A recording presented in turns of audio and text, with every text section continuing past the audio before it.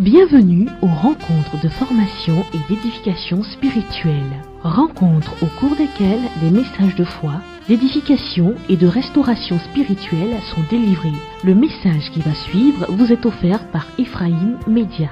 Nous croyons qu'en l'écoutant, vous serez renouvelé dans votre manière de penser, de vivre et de comprendre les événements de votre vie. Que le Seigneur vous bénisse pendant que vous écoutez cet enseignement.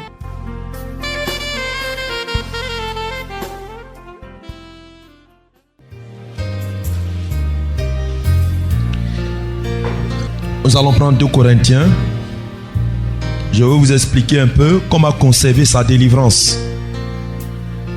Comment conserver sa délivrance et aussi comment réagir lorsqu'on est attaqué spirituellement. Parce qu'une chose, c'est de prier et demander à Jésus d'expulser les démons de nos vies. Mais une autre chose, c'est de conserver sa délivrance pour que le démon qui a été chassé ne revienne plus. Parce que si le lieu n'est pas conservé, si on ne demeure pas accroché à Dieu, le démon qui a été chassé va rôder et il revient.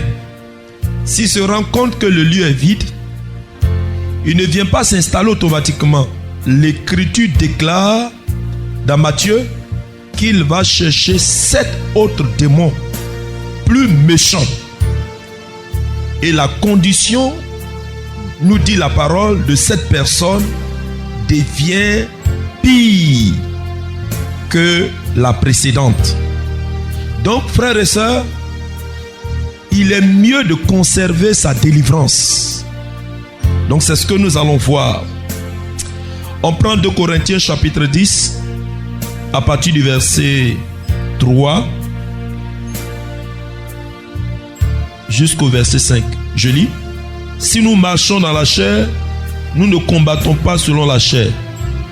Car les armes avec lesquelles nous combattons ne sont pas charnelles, mais elles sont puissantes par la vertu de Dieu pour renverser les forteresses. Je lis 2 Corinthiens chapitre 10 versets 3 à 5. Nous renversons les raisonnements et toute hauteur qui s'élève contre la connaissance de Dieu, et nous amenons toute pensée captive à l'obéissance du Christ. Il y a 4 choses qu'il faut savoir pour conserver une délivrance. Quand on a fini de prier pour votre délivrance, quand le démon est sorti, vous devenez automatiquement une personne libre. Libre. Paul dit, c'est pour la liberté que Christ nous a affranchis. Demeurez donc fermes et ne vous laissez pas mettre à nouveau sous le joug de la servitude.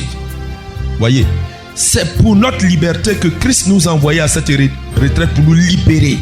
Donc il faut demeurer ferme dans cette liberté-là, pour ne pas qu'à nouveau nous soyons mis sous le joug de la servitude.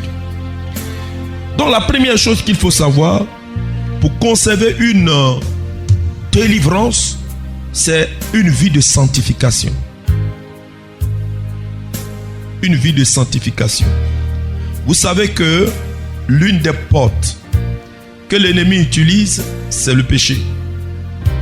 C'est le péché. Quelqu'un qui a fait une délivrance, pour qui on a chassé un démon, qui commet encore un péché, particulièrement le péché lié au sexe, qu'il se dit dans les semaines qui suivent, il tombe sur le joug de l'esclavage. Il est automatiquement le démon. Parce que quand il est chassé, il attend seulement une faille pour revenir.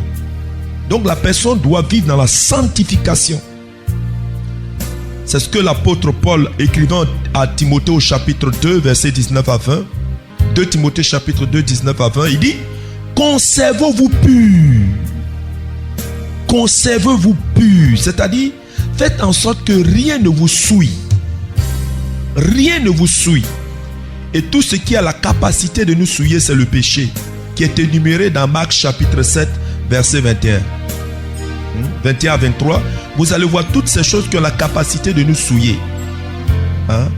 Donc la sanctification, fuis le péché, haïs le péché et ayez un désir profond des choses de Dieu.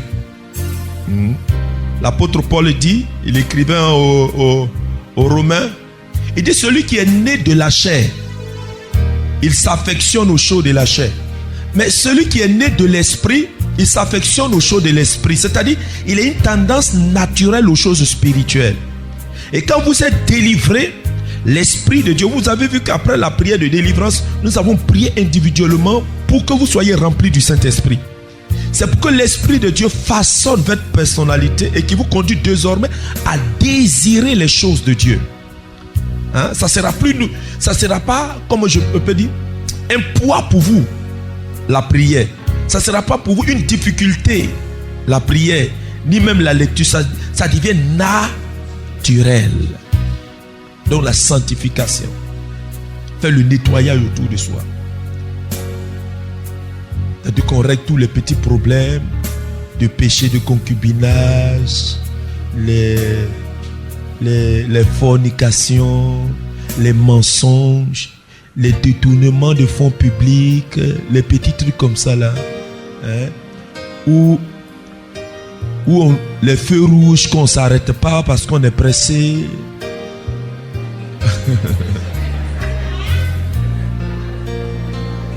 Ça aussi c'est péché.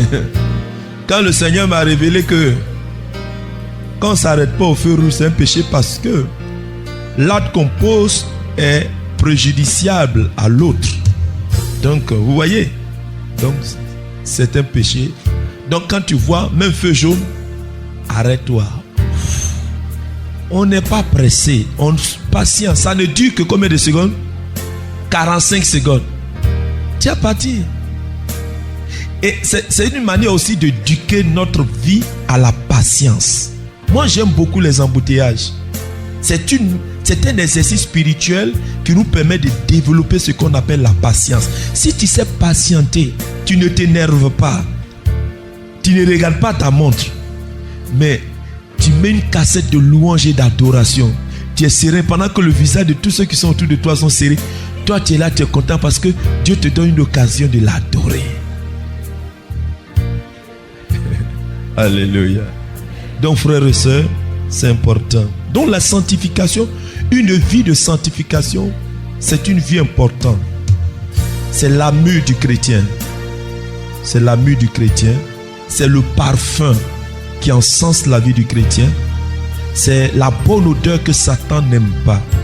Quelqu'un qui vit dans la sanctification, l'ennemi ne peut pas la voir. L'ennemi ne peut pas. L'ennemi n'aime pas ceux qui vivent dans la sanctification. Ça, il n'aime pas ça. Mais il aime ceux qui vivent dans le péché. Deuxièmement, pour conserver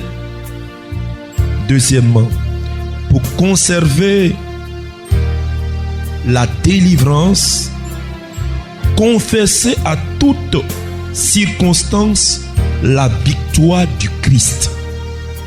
Cela veut dire quoi? C'est pas parce que nous avons fait une délivrance qu'on ne sera pas attaqué. C'est pas parce qu'une délivrance vient de se passer qu'on ne va pas avoir des rêves où on a l'impression qu'on est attaqué. La Bible ne nous dit pas qu'on ne sera pas attaqué, mais la Bible dit qu'on ne sera pas vaincu. Vous voyez la nuance? On ne sera pas vaincu. C'est pourquoi, quelle que soit l'attaque, si tu vois que tu es attaqué, lève-toi et confesse la victoire du Christ en disant: Christ est mon salut et il m'a sauvé. J'ai le casque du salut et Satan ne peut rien contre moi. Parce que Paul dit quoi?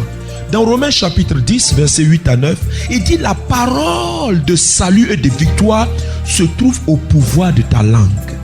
Ce que tu confesses, ce que tu déclares sur la base de la foi fragilise l'adversaire et par contre te donne la force. Donc il faut confesser la victoire. La confession de la victoire, c'est d'abord une question de mentalité. Parce que le chrétien doit régler un problème avec son esprit. Vous savez, les informations que nous recevons influencent notre vie. Dès qu'on vient t'annoncer une nouvelle, on dit on t'a vu en rêve tant, automatiquement tu es fragilisé parce que tu n'as pas le casque du salut. Vous savez que un chrétien ne doit mourir que d'une mort naturelle. Quand tu es un enfant de Dieu, tu ne dois pas mourir prématurément. Vous voyez, c'est-à-dire les morts avant ton jour fixé par Dieu là, toi tu n'es pas dedans. Donc si quelqu'un a fait son rêve, tu brises ça au nom de Jésus. Je ne mourrai point, mais je vivrai. Parce que la même Bible me dit dans le psaume, même si tu passes dans la vallée de l'ombre de la mort, rien ne t'arrivera. Donc je confesse la victoire que Christ m'a obtenue à la croix. Et je change les sentiments de mon cœur à une paix profonde. C'est pourquoi, frères et sœurs, lorsque Dieu a voulu utiliser le prophète Élie, Élie allait d'abord combattre avec la femme d'Akab, Jézabel, qui était l'esprit de Jézabel, c'était un esprit d'impureté. Jézabel, l'histoire rapporte que dans le sanctuaire des dieux Baal, les sacrificateurs Baal s'enivraient, et Jézabel aussi. Et elle couchait avec tous les sacrificateurs. C'est une manière d'adorer Astarté et Baal.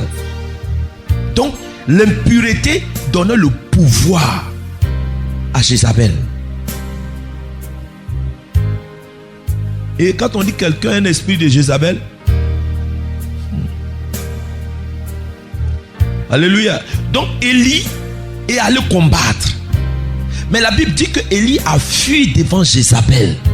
C'est pas normal. C'est parce qu'il n'était pas préparé. Quand il a eu la grâce de Dieu, l'onction de Dieu, automatiquement il a commencé à faire. Frères et sœurs, j'ai l'habitude de dire aux jeunes serviteurs de Dieu, l'onction et la puissance de Dieu ne fait pas de toi un homme de Dieu. Ce qui fait un homme de Dieu, c'est la sagesse et la maturité. C'est-à-dire des choses, des expériences de la vie. C'est pourquoi quand on veut grandir dans l'œuvre de Dieu, dans le ministère, il faut toujours grandir à l'ombre d'un ancien. Comment il a fait et puis il a duré. C'est comme ça on fait. Il ne faut pas dire j'ai puissance. Vous les voyez, 2 jours après ils ont enceinté femme. Parce que la sagesse et la maturité sont le secret pour grandir. Et Élie avait pas ça. Et quand il a eu la défaite devant Jézabel et son mari Akab, l'esprit de Dieu l'a transporté au torrent de Kérit pour une formation pendant 1 année. Parce que dans cette région, le cycle est que le torrent aux environs duquel Élie est allé se former remplissait 1 fois par année. Donc quand il est arrivé, l'écriture dit que à la saison prochaine, l'eau avait tari. Cela veut dire qu'il est resté là pendant 1 année. Et pendant 1 année, Dieu a transformé la personnalité d'Élie. Il a détruit en Élie la peur. Il a détruit parce que la divinité Baal, la divinité Astarté sont les 2 démons qui attaquent les hommes de Dieu. Baal, c'est le dieu de la pluie et du tonnerre. Astarté, c'est le dieu de l'impureté. Donc, ces 2 choses-là, tu es devant quelqu'un qui a un pouvoir fétiche. Il faut qu'un homme de Dieu, tu n'aies pas peur. Donc, Dieu travaille la personnalité du serviteur de Dieu. Pendant 1 année, Dieu l'a travaillé. Et Dieu a corrigé sa conception traditionnelle. Parce que ce sont les corbeaux qui sont venus lui donner à manger. Pas quand on voit corbeau, on s'annonce malheur. Mais Dieu dit non. C'est le corbeau là qui va te donner à manger. C'est aussi un animal impur.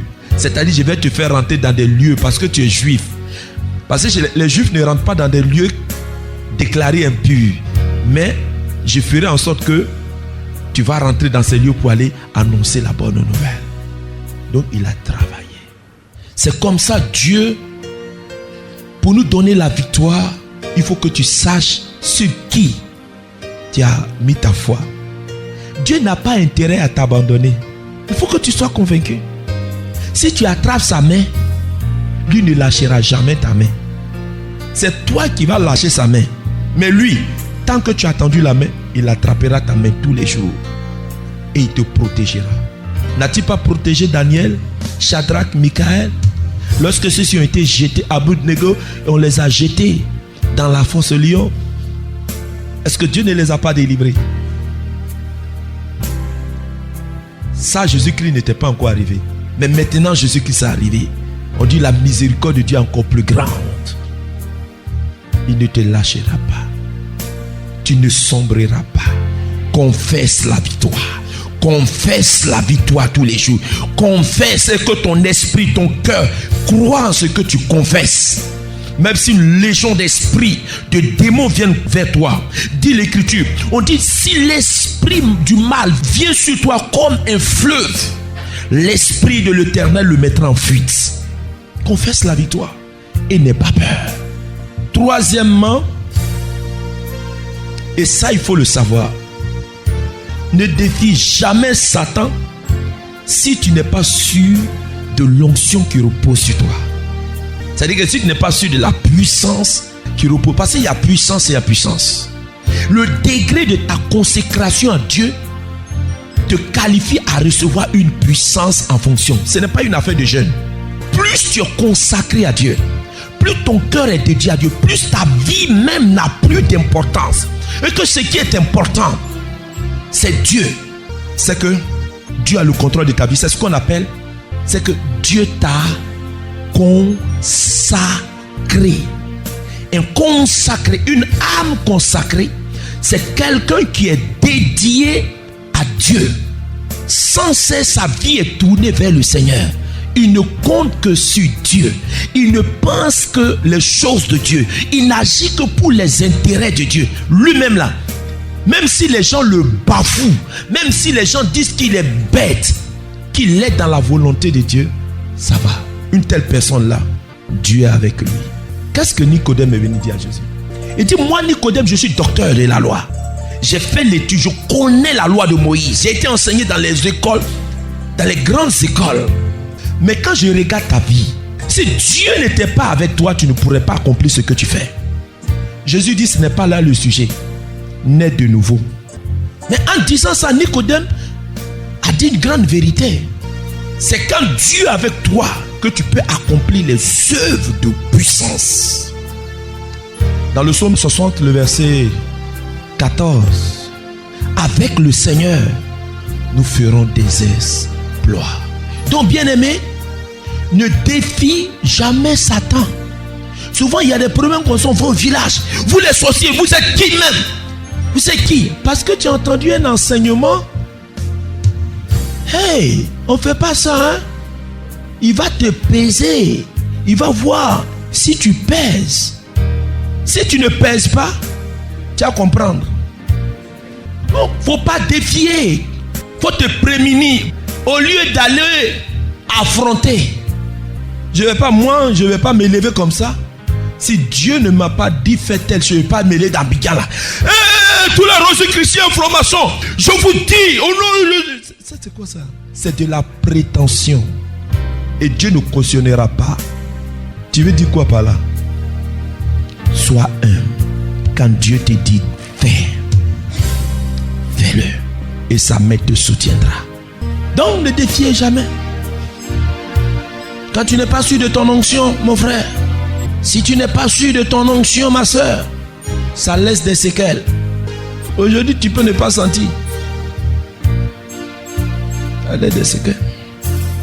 Quatrièmement, rechercher la puissance sans cesse de Dieu dans la prière et le jeûne. Les chrétiens ne jeûnent plus. Tout le monde veut grossir. Parce qu'on maigrit trop, c'est trop suspect aussi. Il faut avoir une vie de prière. Mais attention, ce n'est pas une vie de prière religieuse.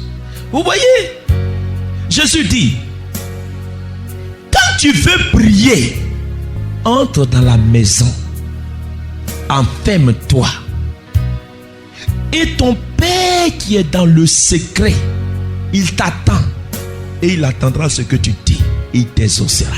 Cela veut dire quoi? Jésus veut dire, évitons de faire la prière spectaculaire. Cette prière n'a pas de poids. Il ne faut jamais donner aux hommes l'impression, c'est-à-dire que faut pas que les gens te croient grand prieur. Sois naturel quand tu es avec les hommes. Mais c'est dans le secret de ton intimité que tu développes ta puissance avec Dieu. C'est dans le secret. Même assis au bureau, tu es en train de prier. Ensemble, la prière, c'est quoi? C'est simplement être dans la volonté de Dieu. Mais qu'est-ce qu'on constate? Dans les églises, tu les vois, il y a le long chapelet. Et puis là, assis devant la... Je ne dis pas que c'est mauvais, c'est bien. C'est bien, j'encourage. Parce qu'il faut commencer comme ça pour arriver à autre chose. Mais ce que je veux dire, c'est prie comme ça. Chapelet, prie. Adoration, adore. Mais ça n'a même pas d'effet sur la vie de la personne. Développons ce que j'appelle la vie cachée du Christ. Regardez dans la Bible, moi j'ai essayé de suivre le Seigneur de gloire dans sa marche. Je n'ai jamais vu Jésus en train de prier au hasard. L'Écriture dit, si vous ne croyez pas, je vais citer avec vous Luc chapitre 6, le verset 12. Je vais voir. Si ce n'est pas 6, ça doit être 5. Mais je crois, il y a les 6 d'abord. Verset 12. Il dit, en ce temps-là, Jésus se rendit sur la montagne pour prier. Et il passa toute la nuit à prier Dieu.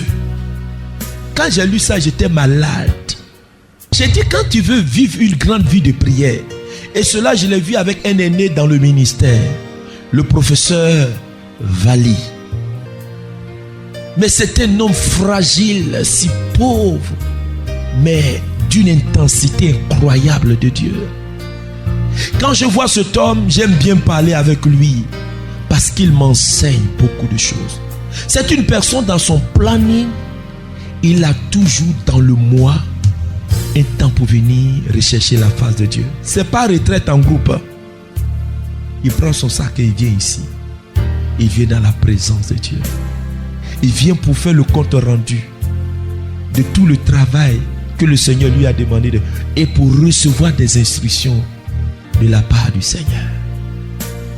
Nous on ne prie quand il y a groupe mercredi et puis montagne de Sion. Alléluia, Seigneur puissant et Dieu, gloire à Jésus. Ce genre de feu là, de la même manière c'est allumé là. C'est la même manière ça s'éteint. Allumette, vous voyez non? Comme il éclaire toute la chambre puis de ça. La prière, c'est l'âme du chrétien. Quelqu'un qui prie prophétiquement, c'est une personne qui passe dans les mailles du filet de Satan. Il n'aime pas ceux qui prient. Oh, il n'aime pas ça. Tu peux lire la Bible, ça ne lui dit rien. Mais quand tu commences à prier, quand tu mets dans ton programme de prière, une fois dans le mois, tu prends ton sac et tu te retires dans un lieu. Tu vas à la rencontre de ton Dieu et tu lui consacres ce moment-là dans une recherche. Tu auras, c'est-à-dire que Dieu va te donner de développer ce que j'appelle la sensibilité de sa présence. Tu seras tellement proche de Dieu que tu vas le sentir réellement. C'est ce que l'on appelle le charisme de la présence. Quand tu aimes la présence de Dieu, automatiquement, il y a une transfiguration de ton corps physique. Tu as un corps céleste qui te donne de sentir la présence des êtres célestes. Quand un ange est quelque part, tu sais, quand le Saint-Esprit de Dieu est là, tu sais. une onction. Mais ça, c'est la prière. Va sur la montagne. Jésus, la Bible dit, Jésus est allé et il a prié pendant toute une nuit. Quand on est venu à la retraite ici, qui est resté un peu à la chapelle? Je vous voyais parler. Donc, la prière développe ce que j'appelle une muraille de feu et de bronze.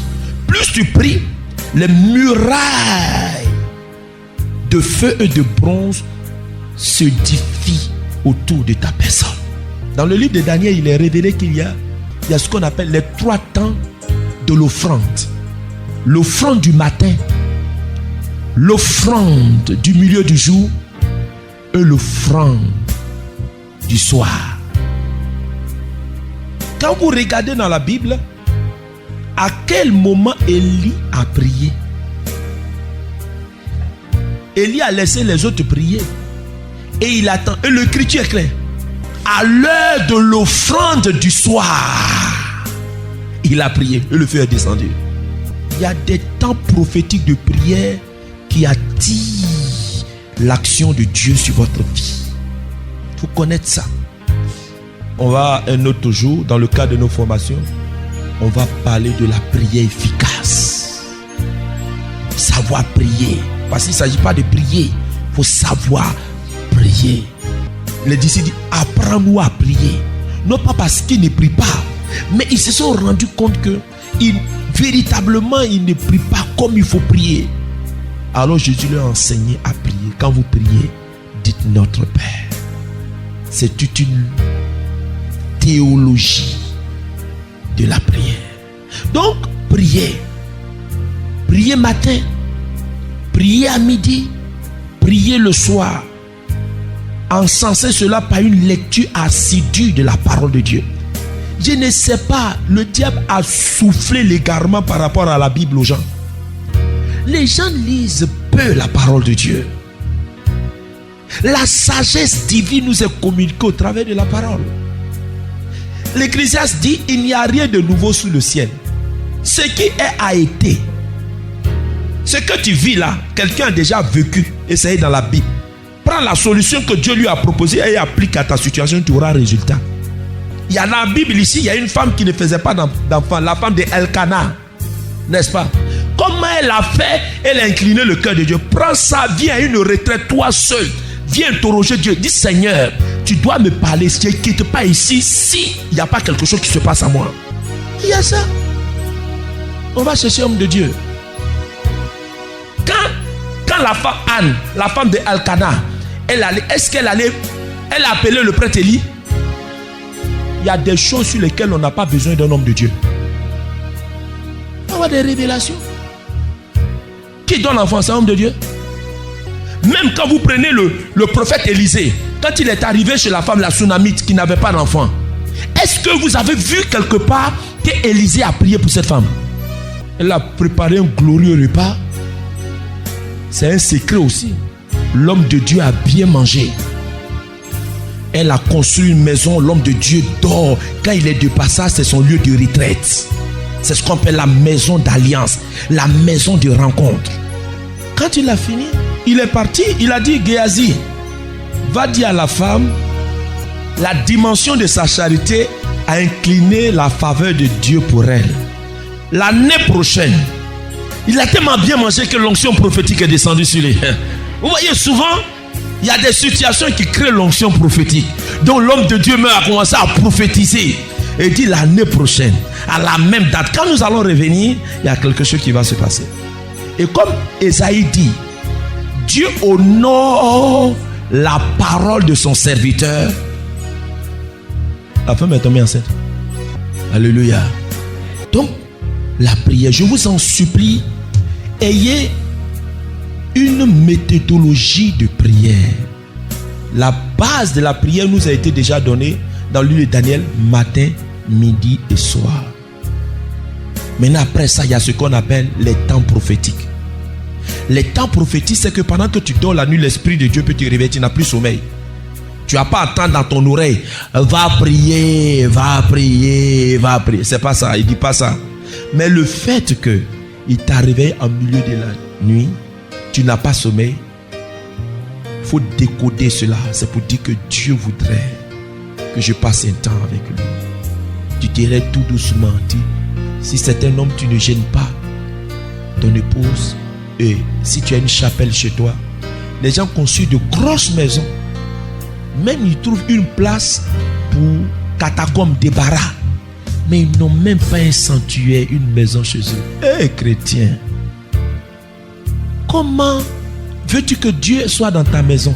Il faut dresser un autel.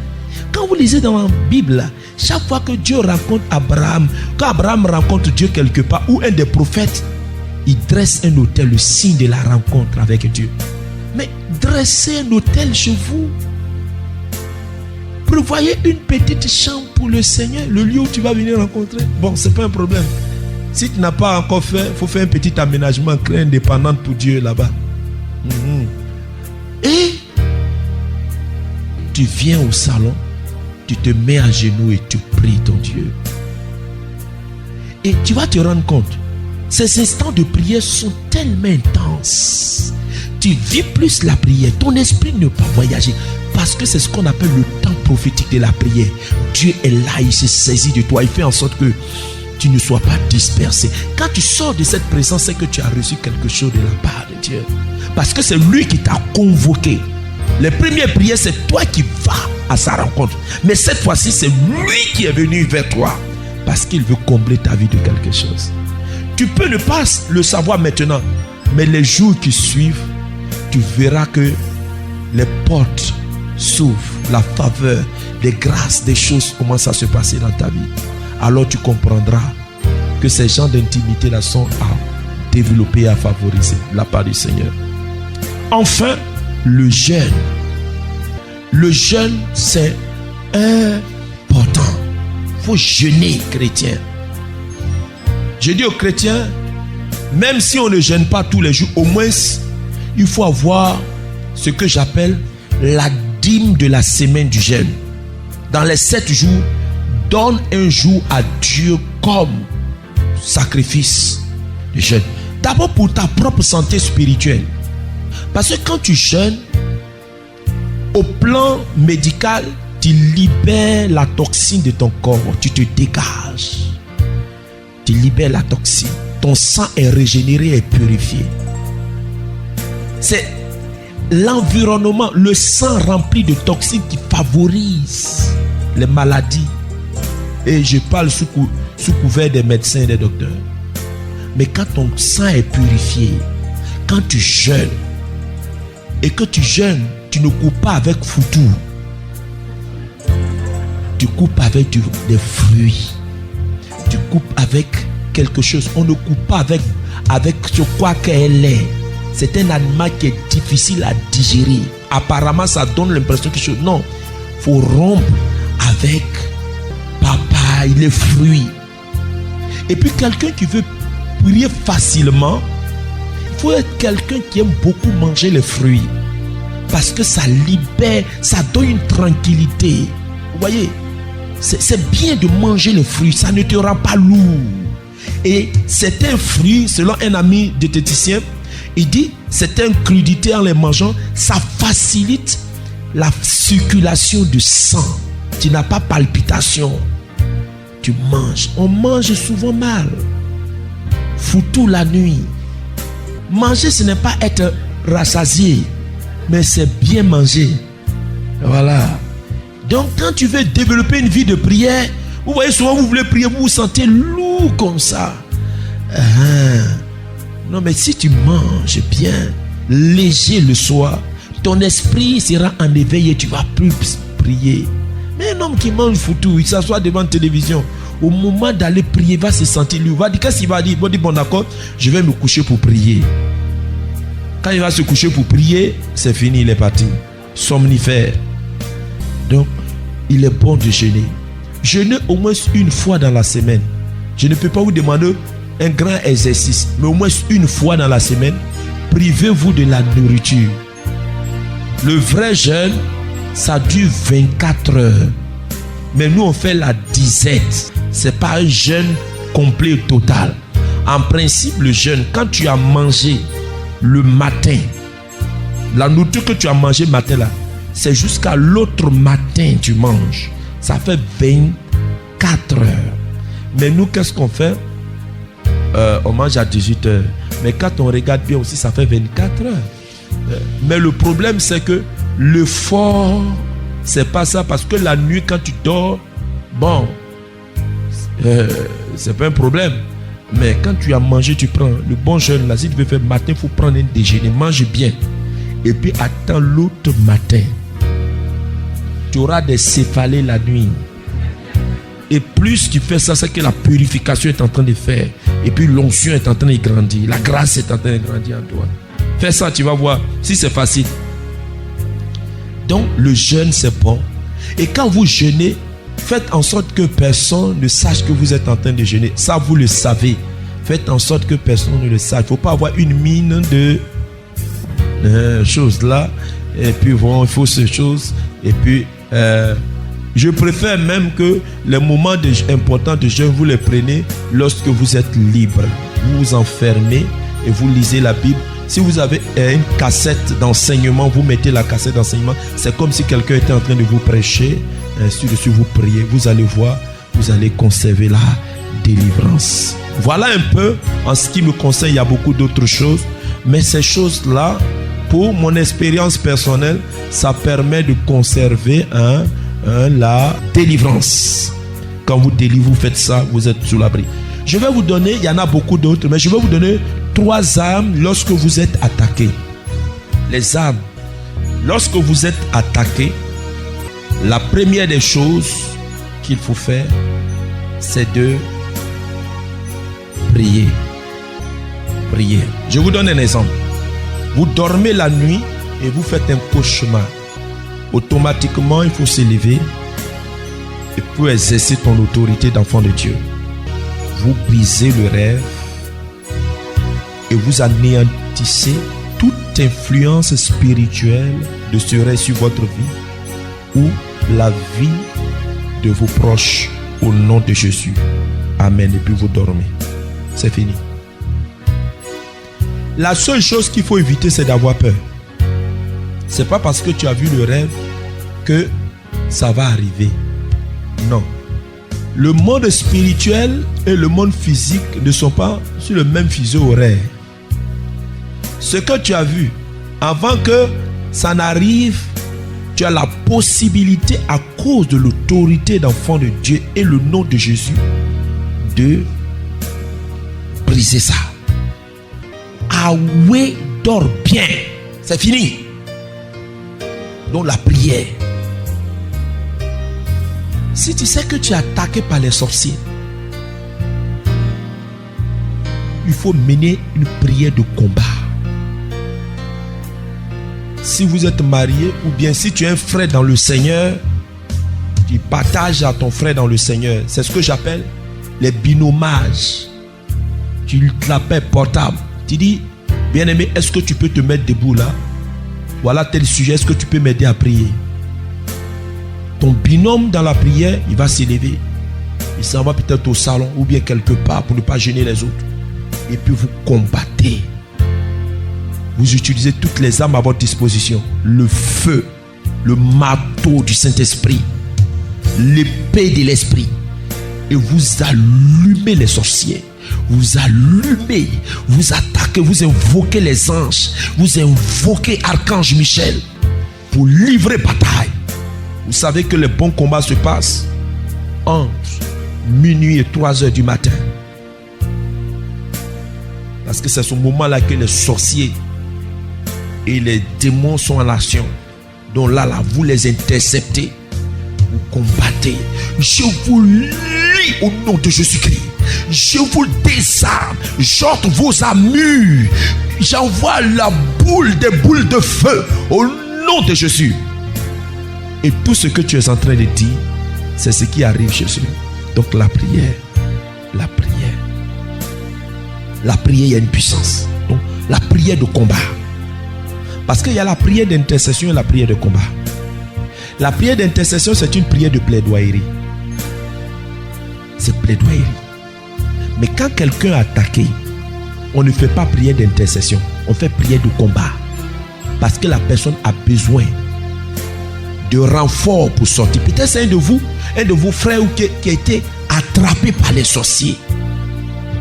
Il s'agit d'aller l'arracher au pouvoir des mains des sorciers par une prière de combat. Tu pries jusqu'à ce que la paix revienne dans ton cœur. Mais on peut te dire quelqu'un à la recherche d'un emploi, d'une âme sœur, ou vraiment qui veut voyager. Là, on ne fait pas prière de combat. On fait une prière d'intercession, une plaidoyerie pour demander que les cieux soient favorables sur l'intention qui anime le cœur de cette personne. Et puis Dieu fait les choses. Autre chose, c'est le sang de Jésus. C'est important. Je dis, c'est le seul être qui existe, qui n'est jamais anémié. Oui, il a une capacité extraordinaire de récupération. Il dit, utilisez mon sang. Il y a d'autres qui, Jésus, tu fais pitié. Les gens ont trop utilisé, il a laissé ça pour moi. Non. Ne sors jamais de ta maison sans invoquer le sang de Jésus sur toi. Et il y a des lieux quand on va, il faut toujours invoquer le sang de Jésus. À l'hôpital, au marché, aux funérailles, à la mort. Tous ces lieux-là, il faut invoquer le sang de Jésus. Que le sang de Jésus me couvre et me protège. Quand tu voyages, invoque le sang de Jésus sur ta vie. Pour être à l'abri des démons de nécromancie. Donc le sang de Jésus nous protège. C'est une arme de victoire. Apocalypse dit, nous les avons vaincus par le sang de Jésus. Et c'est en même temps une arme contre l'esprit de mort. Souvenez-vous en Égypte dans le livre de l'Exode. Moïse a reçu la révélation de Dieu afin qu'il prenne le sang de l'agneau pascal et qu'il asperge le linteau des portes. Au vu de ce sang, l'ange de la mort ne rentrerait pas dans la maison. Mais c'était une révélation pour nous parler. C'était une préfiguration du sang de Jésus appliqué à notre vie qui était le gage de notre protection. Mais on n'utilise pas. Ça finit pas, ça ne t'arrive pas, utilise ça. Sang de Jésus. Sang de Jésus. J'asperge le sang de Jésus dans mon esprit, dans mon âme, dans mon corps. J'asperge le sang de Jésus dans ma chambre. J'asperge le sang de Jésus dans ma voiture. J'invoque le sang de Jésus dans mon bureau. J'invoque le sang de Jésus tout lieu où je passerai, que le sang de Jésus ruisselle. C'est tout. Tu ne seras pas oppressé. Très bien. Donc le sang de Jésus. La dernière âme que je voudrais mettre à votre disposition, c'est le nom de Jésus. La Bible dit que Dieu nous a donné le droit légal. Nous qui avons reçu Christ, nous avons le droit légal d'user du nom de Jésus. Selon ce qui est écrit dans Marc chapitre 16. Il dit, en mon nom, vous chasserez les démons. Alléluia. Donc, tout chrétien baptisé, né de nouveau, quand vous dites au nom de Jésus, la puissance du mal est brisée automatiquement. Donc, si vous êtes attaqué, invoquez le nom de Jésus. Mais attention, pour que le nom de Jésus-Christ soit efficace, il faut que celui qui l'utilise soit disciple de Jésus. C'est pourquoi quand vous lisez dans la Bible, je crois dans Actes chapitre 16, les 7 fils de Séva qui ont été copieusement chicotés par le démon.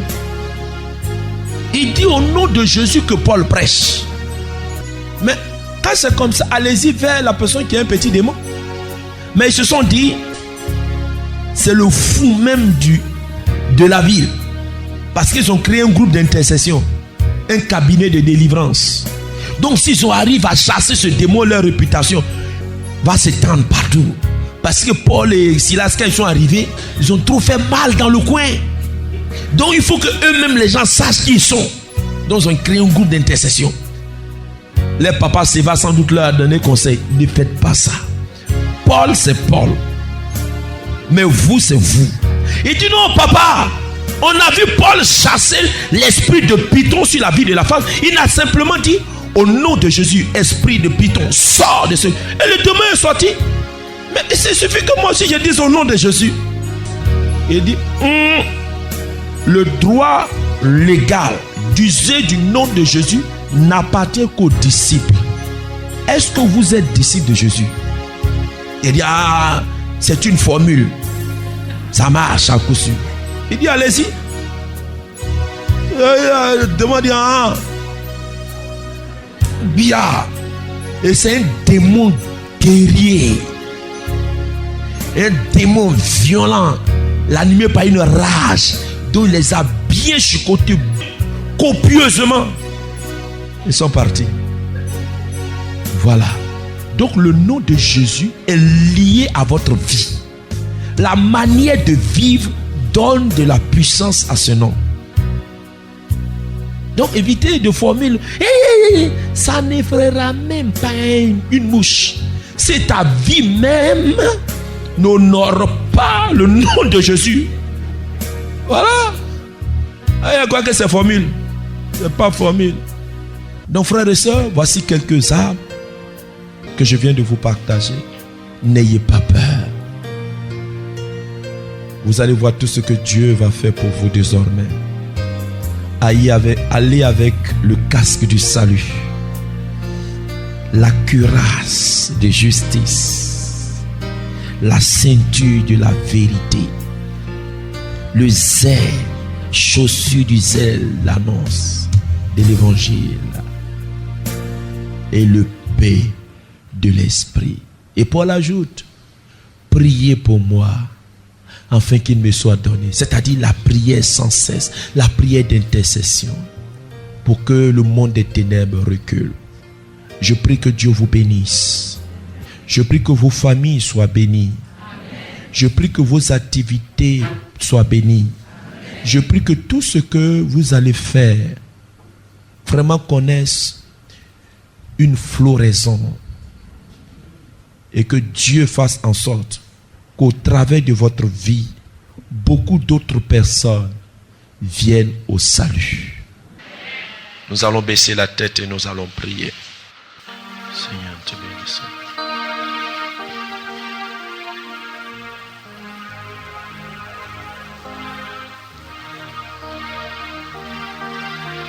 Oh, merci Jésus.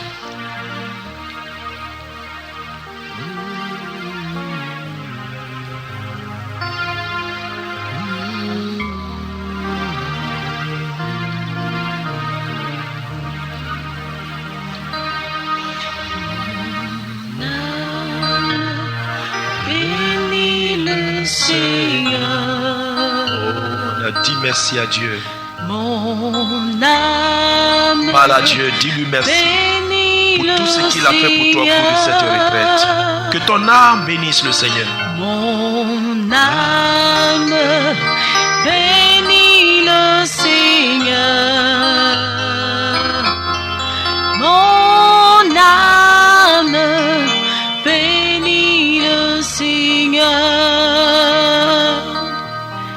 Mon âme bénit le Seigneur. Mon âme bénit le Seigneur. Mon âme bénit le Seigneur. Oui, bénis le Seigneur. Mon âme bénit le Seigneur. Quand je vois la bonté de mon Dieu. Oui, quand je vois la bonté de mon Dieu. Briller sur le toit de ma maison. Oui, sur le toit de ma maison. Mon âme bénit le Seigneur. Oui, quand je vois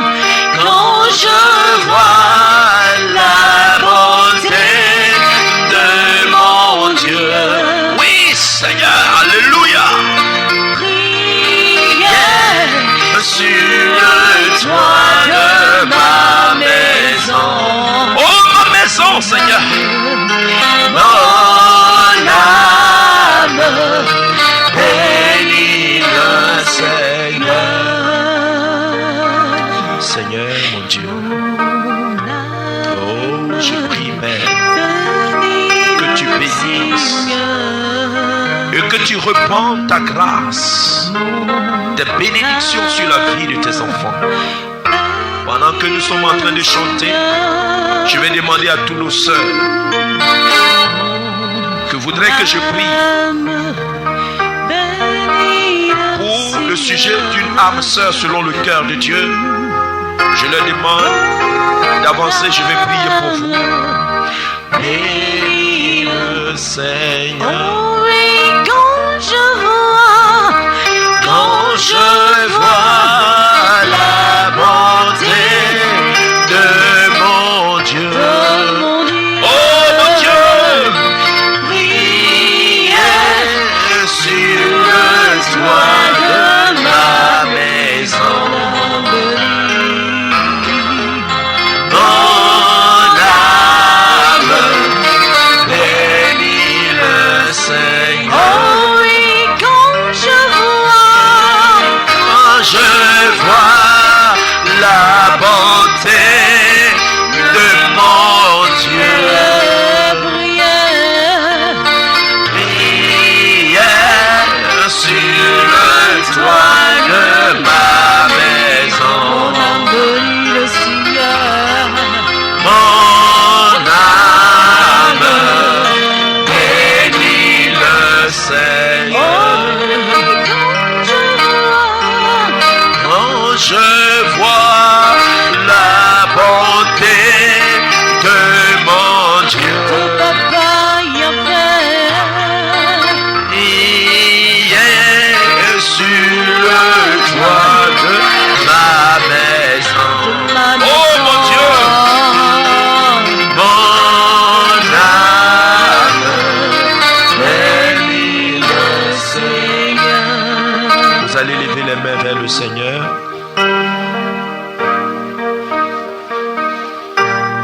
La seule chose que je voudrais vous demander, c'est de croire comme un enfant. C'est de croire simplement que tout est possible à Dieu. C'est lui qui met sur la route l'homme selon notre cœur. C'est lui qui crée les rencontres. C'est lui qui crée les situations. Sachez que désormais, il n'y a plus d'obstacles dans votre vie pour rencontrer une âme sœur. Avant, il y avait un sorcier. Avant, peut-être qu'il y avait un mari de nuit. Avant, il y avait une situation de ce genre qui bloquait. Avant, il y avait peut-être le péché. Mais aujourd'hui, vous avez décidé de marcher avec Christ. Donc, vous êtes qualifié à recevoir effectivement la récompense de ceux qui cherchent Dieu avec un esprit de vérité. Je vais maintenant prier pour vous. Et croyez que le Dieu que vous adorez, le Dieu que vous servez, ne peut pas vous oublier. Seigneur mon Dieu, Seigneur mon roi, tu as dit dans ta parole, et je crois que c'est la vérité, et que tu ne te dédies jamais. Tu as dit qu'il n'est pas bon que l'homme soit seul. Et quand tu parles de l'homme, c'est l'homme, petit âge, et la femme. C'est pourquoi nos premiers parents, Adam et Ève, tu les as unis dans le lien sacré du mariage, en préfiguration à ce que l'homme et la femme, par ce mariage, devaient peupler la terre. Et l'ennemi, sur la vie de mes sœurs, l'ennemi a bloqué et a paralysé ce plan merveilleux. Éternel, tu les as libérés, tu les as affranchis de la captivité. C'est pourquoi j'appelle maintenant la faveur des cieux, la grâce du mariage dans leur vie. Et je prie maintenant, Père, que les anges qui sont au service de ceux qui vont hériter du royaume, je veux dire leurs anges gardiens, aillent maintenant là où se trouve leur âme sœur pour leur adresser la convocation de la rencontre. Père, La Bible dit que tu tiens les circonstances entre tes mains pour les faire concourir à la manifestation de ta gloire. C'est pourquoi je prie maintenant, Père, parce que tu m'as appelé. Et je sais, Père, que tu honores la parole de ton serviteur. Si telle est ta volonté, que je parle de ta part sur la vie de mes sœurs, je prie, Père, que la rencontre se fasse. Accorde-leur l'esprit de discernement pour reconnaître l'homme qui vient selon ton cœur. La Bible dit que lorsque la grâce de Dieu est en train de se manifester, l'ennemi fait tout pour l'avorter. Donne-leur le discernement pour ne pas se tromper. Père, merci, invoque sur leur vie la faveur des cieux, la grâce du mariage, afin que l'onction du Saint-Esprit opère son œuvre dans leur vie. Au nom de Jésus-Christ. Amen. Que Dieu vous bénisse. Nous allons prier encore. Je voudrais prier pour tous ceux et celles qui sont mariés mais qui ont des difficultés pour enfanter. Je vais prier parce que la même Bible me donne l'autorisation de prier pour vous. S'il y a un cas comme ça ici, sache une chose. La Bible dit de la part du Seigneur qu'il ne doit pas avoir de stérile dans la maison d'Israël. C'est ce que Dieu a dit. Donc ça nous fonde, nous serviteurs de Dieu, à prier pour que le miracle de Dieu se passe. Il y a une telle onction de Dieu qu'il ne peut pas ne pas y avoir quelque chose de la part du Seigneur. Alors tous ceux qui sont dans cette situation, je vais prier le Seigneur. Éternel mon Dieu, tu as dit dans ta parole qu'il n'y aura pas de stérile dans la maison d'Israël. Tu l'as dit parce que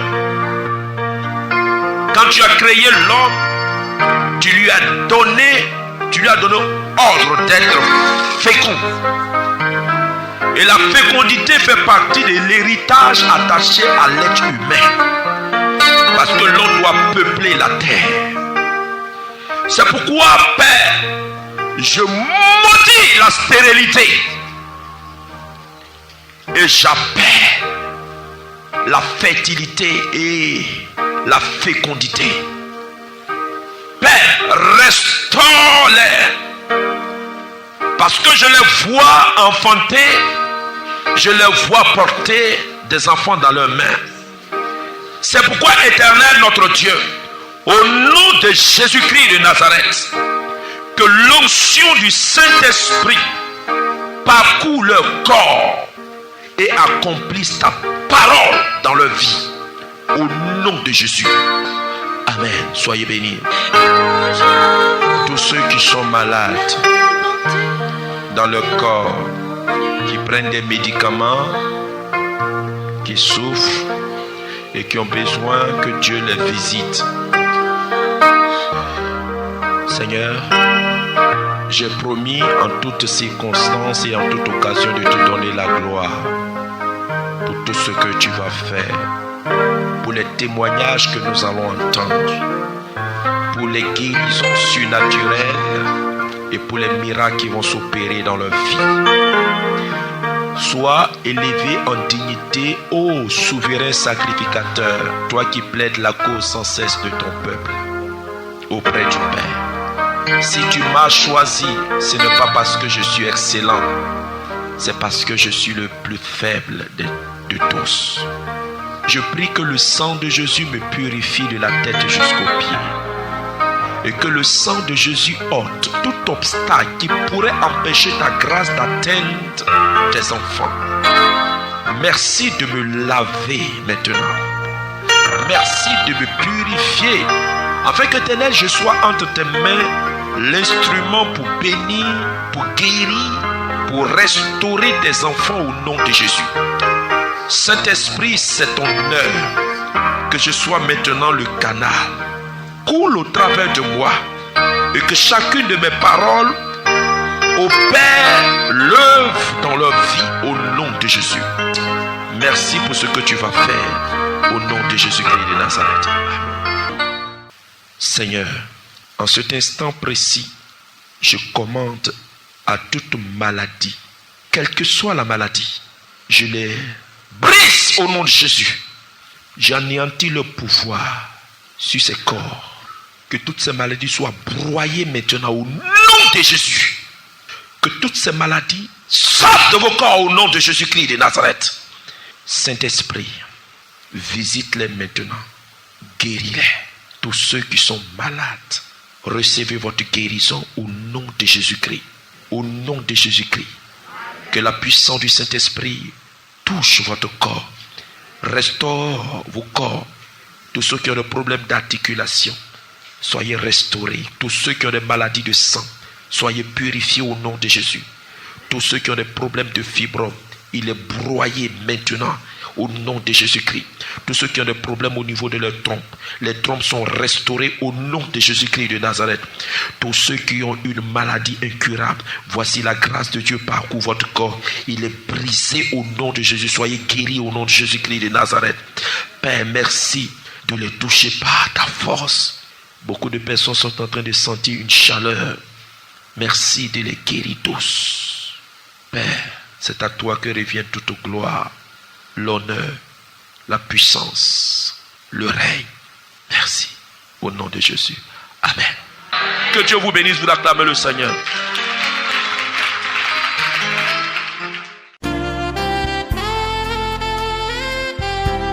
Si cet enseignement vous a fait du bien et que vous désirez avoir d'autres enseignements de cette même collection, vous pouvez nous contacter à Ephraim Media au 05 90 41 90, au 22 44 92 92 ou sur notre site internet www.ephraimorg.net.